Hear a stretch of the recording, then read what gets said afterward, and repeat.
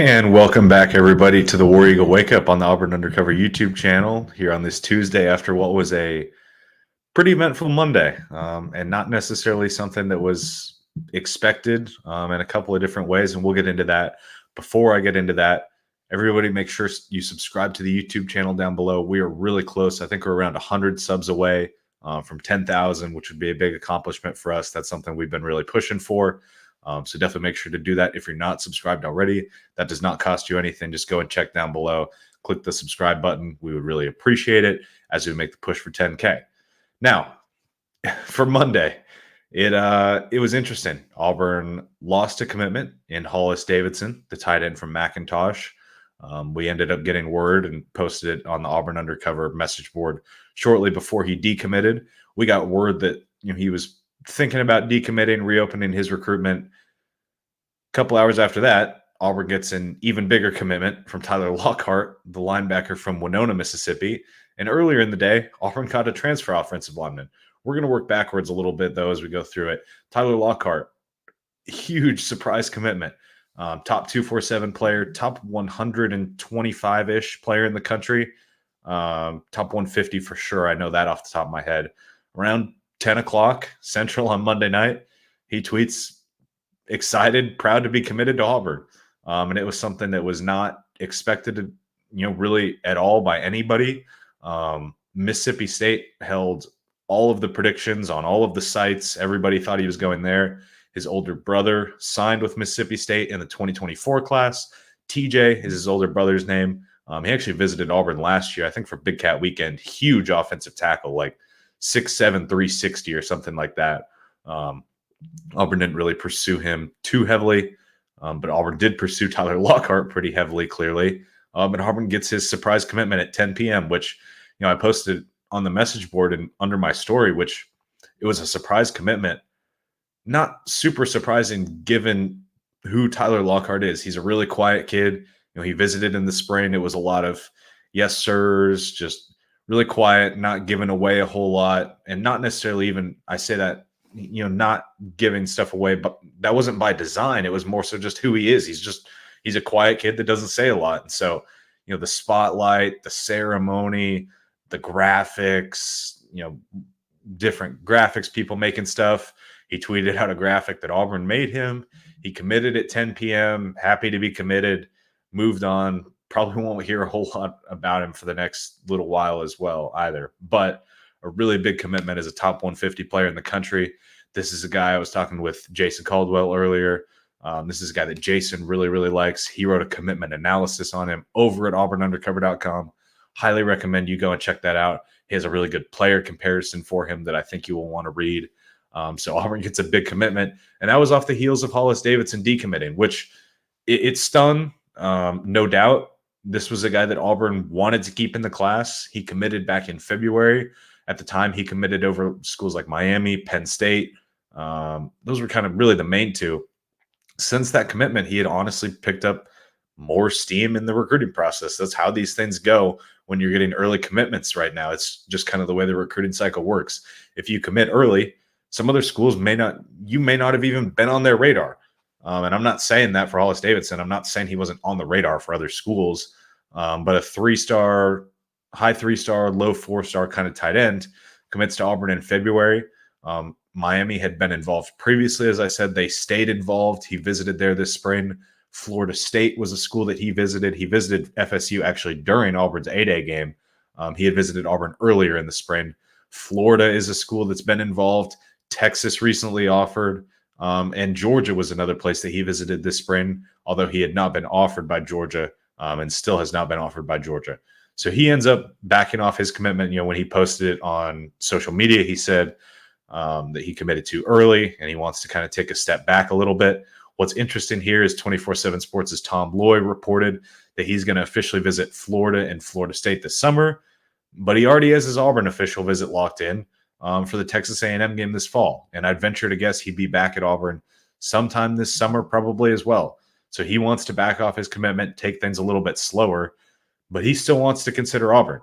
Now, what's going to be interesting here is, Auburn wants to take 3 tight ends in this class. You still have one committed in Ryan G out of Milton. He's been committed since last fall. He's more of your blocking style tight end. So Auburn wants to take 3 tight ends because they're losing 3 tight ends. Luke Deal, the blocking style tight end, is out of eligibility after this year.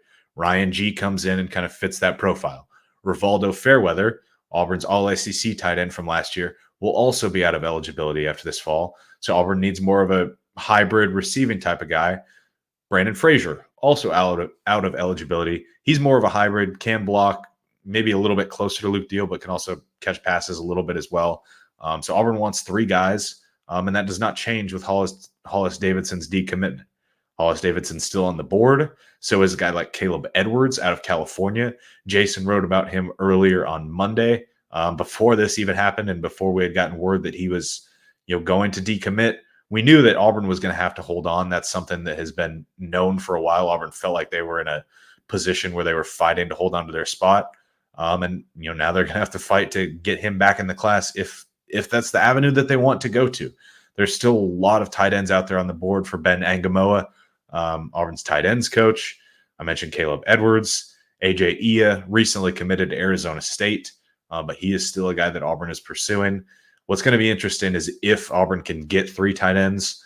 The way I kind of expect it to go personally is get 2 high school tight ends and then go get maybe a JUCO. I feel like you don't really see a ton of JUCO tight ends, but probably a transfer. You look at the way the room is set up, they've set it up very nicely in the sense where you didn't take a high school tight end in the 2024 class, but you did take Rico Walker, who was almost a transfer in a sense because he's such a young tight end, and I think he still has 3 years of eligibility left, maybe 4. He might have redshirted last year. That's bad podcasting out of me. I should know that off the top of my head, but I don't. Point being, Micah Riley Ducker has 2 years of eligibility left. He will be the veteran that takes over in the room once these 3 guys are out of eligibility. Rico Walker behind him, freshman behind them. Maybe, you bring in 2 freshmen in this scenario. You bring in a transfer as well to help Micah and Rico, just depending on how the numbers shake out. So we'll kind of see. But that room is layered very nicely the way they have it set up for the future. There's a clear vision there. Look, the thing about tight end recruiting, and I really like Hollis Davidson. He's more of a big wide receiver almost in a sense. He would not be a blocking guy. But I don't have any concerns about Auburn's tight end recruiting. I really don't. Like I said, there's a lot of names out there. Auburn brought in Rivaldo Fairweather from FIU, and he was instantly an all-SEC tight end, second team. He'll probably be a first-team all-SEC tight end this year. And if you bring in a guy from FIU, have him be an all-SEC player 2 years in a row, and all indications are that he will be drafted at some point next year in the 2025 NFL draft, you should not have any difficulty recruiting tight ends. And this is something that we mentioned on our podcast previously as well. If Auburn were to flip Juju Lewis from USC, that changes everything in terms of Auburn's ability to get pass catchers. So, we'll wait and see. A sting for Auburn on Monday night with Hollis Davidson's decommitment instantly kind of gets forgotten a little bit with Tyler Lockhart. And the day got started earlier with Ronan Chambers, the former Akron offensive tackle who visited over the weekend. He had entered the portal back in January, actually. He had received interest from a handful of schools, including some SEC schools were also after him. He committed to Tulane.